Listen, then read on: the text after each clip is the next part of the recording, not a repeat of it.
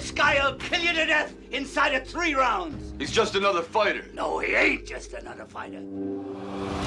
Hey, welcome back to the channel, everyone. My name is Jason. You are watching Backtrack Cinema. In this review, we'll be taking a look at Rocky 3. So pop some popcorn, get a drink, get comfy, and let's talk Rocky 3.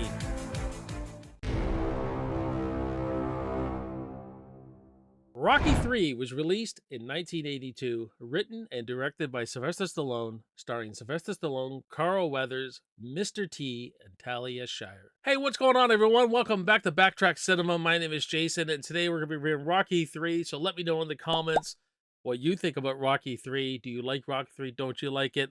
Let me know your favorite Rocky movie in the franchise, and we're on the road to Creed 3, guys. We're going to try and get through all these Rocky movies, the Creed movies, and when Creed 3 comes out, I'll review that, do a big ranking at the end, as always. So this could be a lot of fun, guys. And Rocky 3, man, this is a film, probably my most watched Rocky movie, because it's so quick and accessible. It's the runtime's a lot shorter than most Rocky movies. I mean, it moves at a hell of a pace. It's paced like an action film. You know what I mean? We got the introduction of Mr.T here, who's just awesome. We got where it started getting into more rock music. So we're going to have a blast talking about this. So let's do some Rocky 3, guys. So when Rocky faces the ultimate challenge from a powerful new contender and must turn to a former rival to help regain his throne as the undisputed fighting champion. So where do you really go after Rocky 1 and 2? I mean, this is a guy who wins the belt, comes from the lonely streets of Philadelphia, Cinderella story, all that jazz. So where do you take Rocky now? Stallone knows the character better than anyone. The way he directs this movie, this one he directs in a much different style. It's quicker. I like where Stallone takes it, where Rocky rises to the top, but he gets kind of sucked into the fortune and the glam and the popularity, and that kind of starts becoming his focus, and it becomes less about him training and fighting really hard and nasty like he used to. And then an opponent comes along like Clubber Lang, Mr. T, who is no holds barred, knock you out with one punch.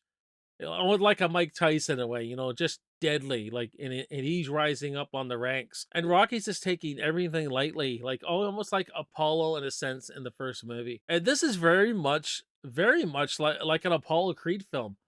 Lots of Apollo Creed in here, because after Rocky loses the title, because we get a big thing in this story where Mickey dies. Mickey ends up dying, and this leaves Rocky just in a state of at his crossroads, like he doesn't know who he is, how he got here. He's down and out. He's in the gutter, and Apollo brings him back. And Adrian. Adrian's got a huge role in this movie. In the background a bit, but nevertheless, a huge role.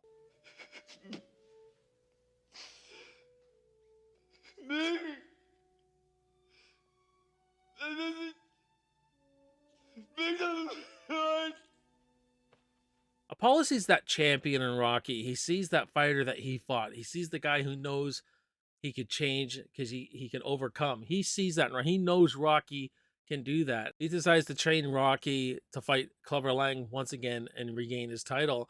And I just love the brotherhood they form. I love seeing Apollo in this role. Now, Apollo being a good guy now. What a great place to take the characters. But this movie, guys, may have some of the best character moments, some of the greatest acting by Stallone in this. All the scenes with Stallone and Burgess Meredith, their chemistry has just been dialed in, and it's on fire here, man. Like, when Mickey's trying to tell him, you don't want to take this fight, Mickey lets this retire. He goes, you know, because he says, you can't win, Rock. Rocky's just like, what are you talking about? I can't win. He goes, this guy will kill you to death inside 3 rounds. He's just another fighter. No, he ain't just another fighter. This guy is a wrecking machine, and he's hungry. Hell, you ain't been hungry since you won that belt. And we find out that Mickey has really been carrying Rocky. Like, he's had 10 title defenses. Mickey only gave Rocky fighters he knew he could beat without sustaining severe injuries. So he really has been carrying him, just trying to get through the years, so when Rocky did decide to retire, he'd be safe. But after Mickey dies, this really makes Rocky think that this didn't do nothing. Rocky realizes, I haven't thought for myself. I've just been letting... Mickey took this huge burden on. Rocky never thought for himself. He just left it in his hands, and this got him sucked into this fortune and fame. I wrecked everything by not thinking for myself. I mean, why couldn't Mickey tell me where he was really at right from the start? He didn't have to carry me and lie to me and make me think I was better than I really was when I wasn't. So Rocky has to go back to the beginning. He has to go back to the beginning and discover who he was from those first two movies. And I just love how Apollo takes him there, takes him to LA, doing this different kind of training. He fights, he's learning to fight more speed and more like a real boxer. He's not just going in there with heart and determination, he's actually getting boxing skill. And so the end fight here with Clubber Lang is just awesome, man, because Rocky's fighting like Apollo Creed, but he's got that heart and determination to go with it. Deadly combination, man. But the performance Sly gives when Mickey dies is absolutely tear-jerking, man. I mean, when Stallone cries, it feels like Rocky crying, like the way Rocky would cry. It's messy, it's sobbing, his eyes are red, his eyes shut, he's just blubbering like a little baby. Like, that's the way this character would cry. And I just love that performance in this. And seeing Rocky so down and out, I mean, that's the thing with Clubber Lang. We want to talk about Clubber Lang as a villain, the greatest Rocky villain, because he broke the man physically. He broke the man spiritually. He broke Rocky. No villain's done that like this, man. He broke the man, where he didn't even know who he was, what he was. I mean, Rocky really had to figure things out. And man, Clubber Lang is a badass, man. He is this one intimidating character in this. The way he just, runs his mouth all the time. Shut up, old man. You and that chump don't know where to come from. Bad boy, your family doing real nice, ain't it? You call yourself a fighter? Prove it now. Give me that same chance. Just a tough, old school, hard-nosed character, man. Like the way he calls Rocky out into the street. Why don't you just close it, Balboa? Come on. Rings on his fingers. That fight would have not have went well, man. And the way he disrespects Adrian. Oh, fuck. You don't do that, man. Tell you what. Bring your pretty little self over to my apartment tonight, and I'll show you a real man. You want you got it. Disrespecting Adrian. Right in front of everybody, in front of Rocky. Where he's like, what? How would you like to be with a real man? I love this character, man. This character was so impactful in this movie. Just the look of him too, the freaking mohawk and everything. It's just fantastic. Now it can be it can be an '80s cheesy kind of movie. The beginning where he fights Hulk Hogan. It's absolutely hilarious. It's got a real quick pace to it, like I said. But when the movie starts getting serious, it really transitions well, and it takes a hard right into being serious, and that's when the movie gets really freaking good, really good. The training montage is good as always. It's got some classic Rocky music in here, but this is where Stallone put more rock music into this soundtrack, like Eye of the Tiger, man. Eye of the Tiger, how can you forget? And I mean, Eye of the Tiger, this gets you jacked on any given day. This is a great guitar track, man. Great guitar track. And you always got to have that moment with Rocky where his training's not going well. He's not putting his 100% effort in. And this here is the beach scene. The beach scene where he just kind of gives up.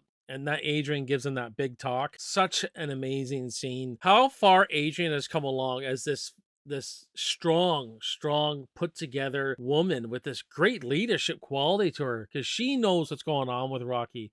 And it turns out, Rocky's he's full of fear. He's not scared.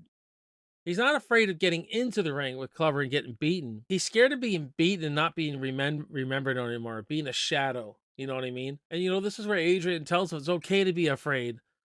But when you get into that ring, you don't want to lose by fear. No fear. Lose on your own terms. And she goes, I know you can deal with that, or you can live with that.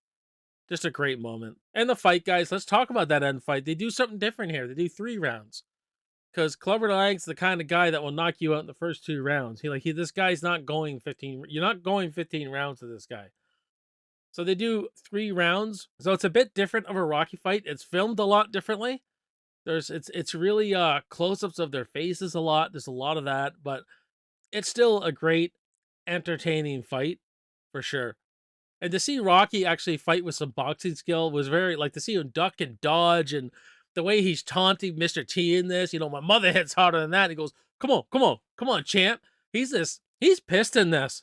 Rocky's this guy. He just turned, like I said, he's such a nice, caring, full of heart guy, but when he gets in that ring, he's something primal about him.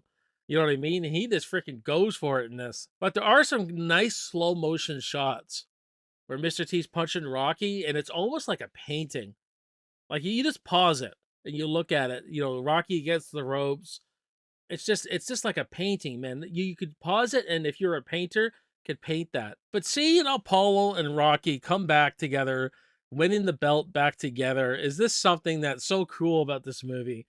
And the movie, that with its quick pace, its great character moments, having the balls to do things like kill Mickey and all that. It's just a great flick, man. I think it's one of the more underrated Rocky movies too. I think this is a great flick. So I'm going to give Rocky 3 a solid B. It's a badass flick, man. But what about you guys? What do you think of Rocky 3? Do you like it? Don't you like it? Let me know in the comments what you think of Rocky 3. And check out my other Rocky reviews right here. Give me a subscribe, a like, all that jazz really helps the channel out. And thank you all so far for subscribing, liking the channel. I'm getting awesome comments all the time from you guys. You guys are really digging what I'm doing, so I appreciate that. My name is Jason. You're watching Backtrack Cinema. I will see you on the next video, and I will see you in the movies, man. Cheers.